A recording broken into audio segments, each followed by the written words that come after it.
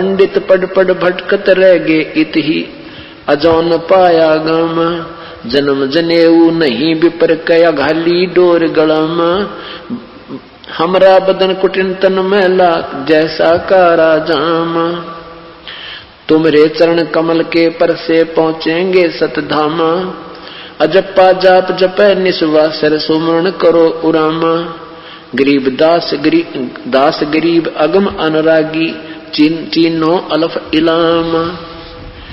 अब क्या बताते हैं परमात्मा कि जब हमें ये पूर्ण परमात्मा की महिमा समझ में आएगी तब हम इन रहस्य युक्त सदग्रंथों को समझ सकते हैं, क्योंकि हमें अभी तक पूर्ण रूप से तत्व ज्ञान नहीं प्राप्त हुआ और न ही ये सदग्रंथों का ज्ञान हमें इन अनजान लोगों ने दिया, क्योंकि इनको स्वयं ज्ञान नहीं था। इसलिए सारी महिमा श्री कृष्ण और विष्णु के ऊपर आधारित कर रखी थी। उसी का भ्रम खंडन करते हुए परमात्मा बताते हैं कि ये सब कबीर परमात्मा की ही रजा से उन्होंने ये सारे खेल किए थे। ये आपके कुछ दिनों बाद समझ में आएगी कहानी। क्या बताते हैं? बोले गुरुआ गर्भ न कीजय ताते पाहन कदे न रीजय ये बाल मुकंद बोलत नाही लटक बिहारी लूटे गुरुआ के सिर मार पड़ेगी थरा पेंडा कदे ना छूटे गुरुआ के सिर फरुआ फोड़ो गरते काट घसीटे इसके पीटे पाप नहीं है इसको निश्चय पीटे। कैसे गुरु को जो गलत ज्ञान प्रचार करता है, इस शास्त्र विरुद्ध साधना करता है, कहते उसका जूते मार देता कोई पाप नहीं, क्योंकि वो आपका पक्का दुश्मन है। इसी विषय में कह रहे हैं, या देवल में देव नहीं है पान पता से खाई बिल्ली बीट शीश पर कीनी कुतरे न धार लगाई। ये मूर्ति पूजा के ऊपर जीव को उलझाए बैठे हो तुम, इसमें कोई शक्ति नहीं है, ना कोई मुक्ति होती है। इस पर बिल्ली घूम रही है, कुत्ता उसके ऊपर पेशाब कर रहा है, और अगर वो परमात्मा होता उसमें तो कहते हैं बिल्ली देव बिडारत नाही मूर्ति में कुछ खोरी या देवा में अजमत नाही कुत्ते की टांग क्यों ना तोड़ी। क्या कहते हैं कि अगर ये तेरे भगवान में कि में शक्ति थी तो इस कुत्ते की टांग क्यों ना तोड़ दी जो उसके ऊपर पेशाब कर गया भगवान तेरे ठाकुर के ऊपर। अब पहले तो हमारे पूर्वज श्रद्धालु बहुत थे, डरने वाले थे परमेश्वर से, और इन नादानों ने उसका नाजायज फायदा उठा लिया। अब किसी ने कोई डला धर दिया, यो भगवान है, अच्छा जी आप जो कह रहे हो सही है गुरुदेव, क्योंकि गुरु के वचन की अवहेलना करना पाप होता है। लेकिन इन नादानों ने अंडोला बना दिया सभी का। मूर्ति कह नहीं सरवण जिसमें गुरुआ घंट बजावे, उस मूर्ति का कान ना कोई आंख ना, और उसका आगे कहते तुम घंटी बजाने लग रहे हो, वो ना सुन सकता पत्थर ना कुछ कर सकता तुम्हारा। खीर खांड का भोजन धर के अपन ही गुटकावे, कहते उस भगवान के नाम पर खीर खांड अच्छा बढ़िया भोजन बना के और भगवान का आगे का भोग लाऊं घंटी बजाऊं, उनका आप खावा, उसने नाम भगवान का लेता है। बैरागर की खान हीरे पाहन गांठी बांधे या गुरुआ का लीतर लाओ ये गुरुआ सब आंधे। ऐसे गुरुओं का लीतर लावा, ये निकम्मे तुम्हें बड़े उलझाए बैठे, तुम्हारे अनमोल जीवन को बर्बाद करें। ये सब अंधे गुरु हैं जो गलत साधना शास्त्र विरुद्ध साधना बताते हैं। जड़ के आगे चेतन नाचे अंधे कूदे गावे गरीबदास इस पूजा से तीन नर पत्थर हो जावे। कितनी प्यारी कहानी बताते हैं कि जड़ के आगे नाचे कूदे और गाँव इस पूजा से कहते नर भी पत्थर हो जाते हैं। यही कारण है कि बेचारे भक्तिहीन हो जाते हैं, भावना रही को नहीं, ना उनके कोई काम ठीक से हुए, और अब गुटी सूटी लाने लगे, आपस में खेचा तानी लड़ाई झगड़े पत्थर हो गए, अब किसी की मानते नहीं। के बताते हैं गुरुआ गाम बिगाड़े संतो गुरुआ गाम बिगाड़े। इन गुरुआ ने गांव बिगाड़ दिए, इन निकम्मिया ने गांव में बैठे हैं, करा कितना डबे में बैठे हैं। गुरुआ गांव बिगाड़े संतो गुरुआ गांव बिगाड़े, ऐसे कर्म जीव कहला दिए बहुर झड़े ना जाड़े। ऐसे उल्टा ज्ञान फिट कर दिया, ऐसी शास्त्र विरुद्ध ज्ञान से साधना पर इतने आधारित कर दिए, अब ये कहने से भी नहीं मानते। पत्थर को परमेश्वर कहते या नंदा बड़बारी। अब कबीर साहब, गरीबदास साहब, आदरणीय गरीबदास साहब, पूज्य कबीर साहब जी तथा अन्य महापुरुष परमेश्वर से परिचित होने के उपरांत जब तत्व ज्ञान बताने लगे तो लोग कहने लगे तुम निंदा मत करो किसी की। जैसे आज दास के साथ यही स्थिति है, हम कहते हैं सच्चाई और अनजान लोग कहते हैं आपके महाराज जी तो सबकी निंदा करते हैं। परमात्मा कहते हैं निंदा तो तुम कर रहे हो नादानो, उल्टा ज्ञान दे करके। तो क्या बताते हैं, तुम पत्थर को परमेश्वर कहो ये निंदा है कि गारी। सबसे बड़ी निंदा, सबसे बड़ी उल्ट काम तो तुम कर रहे हो। तुम हो निंदा के पात्र कि तुम गलत मार्गदर्शन कर रहे हो।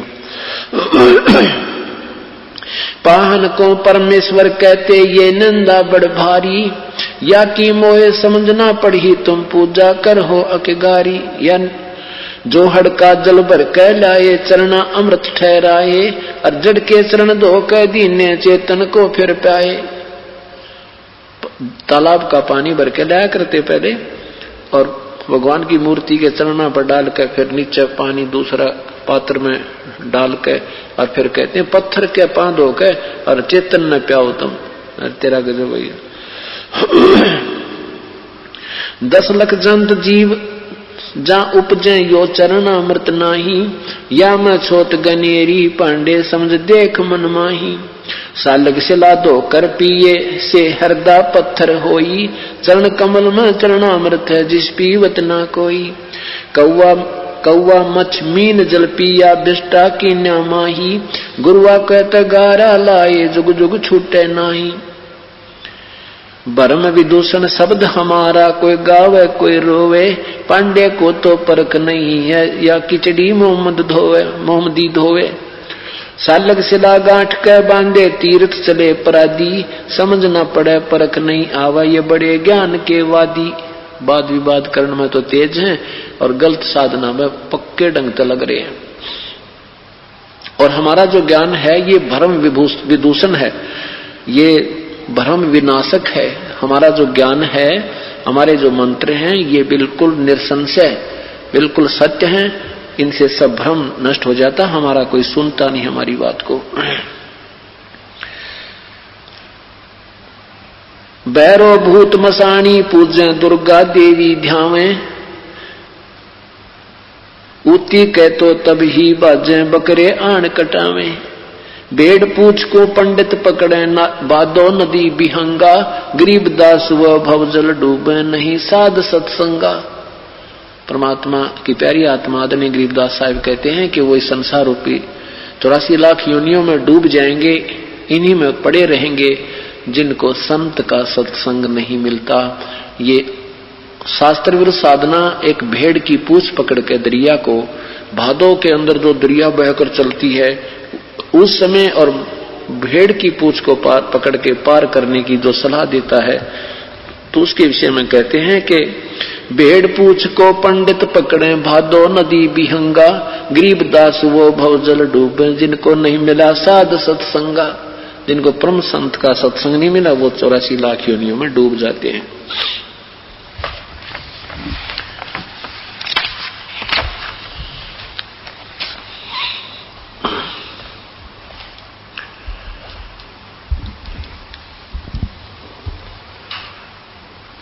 अब परमात्मा के विषय में चर्चा चल रही है कि वो पूर्ण परमात्मा कौन है। वो परमेश्वर चारों युगों में आते हैं। जब परमात्मा द्वापर युग में आए थे उस समय उनका नाम करुणामय था, और परमेश्वर के शिष्य एक सुदर्शन नाम के शोभच अर्थात वाल्मीकि जाति में उनका जन्म था। वो प्यारी आत्मा परमेश्वर की सच्चे शिष्य बने, और एक इंद्रमती नाम की चंद्र विजय राजा की पत्नी थी द्वापर युग में। वो पुण्यात्मा अपने उस लोक वेद के ज्ञान देने वाले गुरु जी के आधार पर अपनी साधना किया करती थी।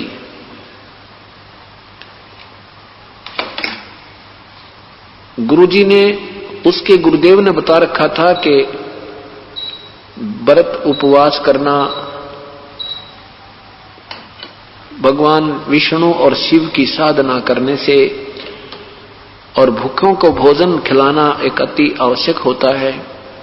व्रत रखना आदि जो साधनाएं प्रचलित आम लोक वेद के आधार पर हैं, ऐसे उस गुरुदेव ने उस लड़की को, इंद्रमती को साधना बता रखी थी। ओम नाम का जाप करना,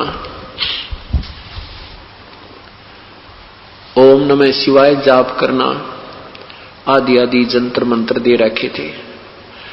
और एक विशेष ज्ञान दिया था कि तू पिछले जन्म में शुभ कर्म बहुत कर रखी है बेटी, इसलिए तू रानी बनी है। आपके द्वार पर कोई भी आ जावे उसे भूखा मत जाने देना, प्रार्थना करना, भोजन करवाना। और ज्यादा लाभ होता है जो साधु संतों को भोजन कराया जाए। तो आप अवश्य एक साधु को प्रतिदिन भोजन कराया कर, संत को। इंद्रमती ने ये प्रण कर लिया, कसम खा ली कि मैं प्रतिदिन एक संत को खाना खिलाऊंगी। और इस बात को याद रखने के लिए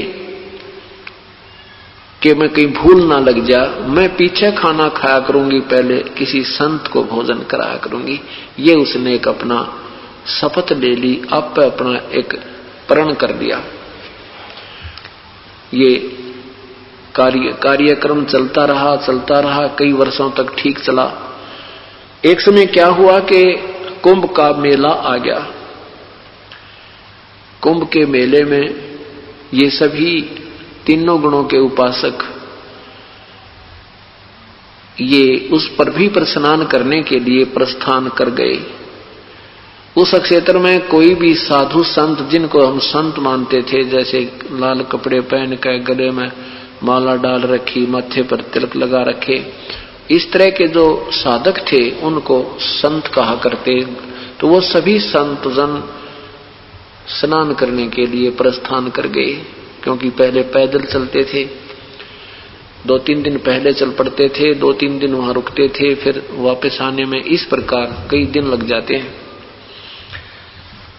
अब रानी ने आसपास के सभी स्थानों को पर अपने नौकर वगैरह भेजकर पता करवाया। उन्होंने आकर सूचना दी कि रानी यहां आसपास 20, 30, 50 किलोमीटर तक कोई संत नहीं है। अब रानी ने कसम खा रखी थी कि मैं प्रतिदिन एक संत को भोजन करा के पीछे आहार करूंगी। दिन तीसरा हो गया, रानी ने आहार किया नहीं, संत कोई मिला नहीं। तीसरे दिन रानी ने अपनी बांदी से कहा, नौकरानी से कहा कि नौकरानी आज देख ले कोई संत मिल जाए तो, नहीं तो तेरी रानी के आज प्राण नहीं रहेंगे। मैं आहार नहीं करूंगी। रानी, नौकरानी ऊपर चढ़ी चौबारे पर।